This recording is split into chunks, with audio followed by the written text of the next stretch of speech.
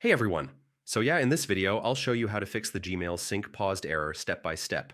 This error can stop emails from updating and cause you to miss important messages. This full guide for 2026 will help you get Gmail syncing smoothly again. First, check your internet connection. Gmail won't sync if Wi-Fi or mobile data is off or unstable.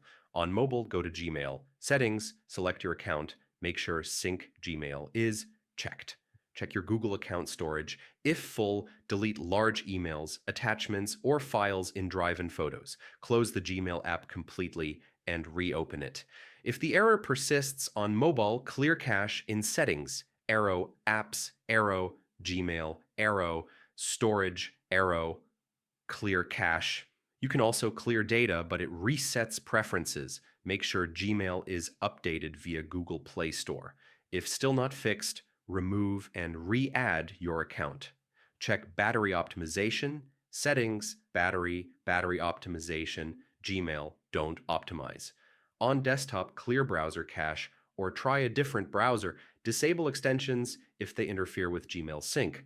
And yeah, that's how to fix Gmail sync paused error step by step in 2026.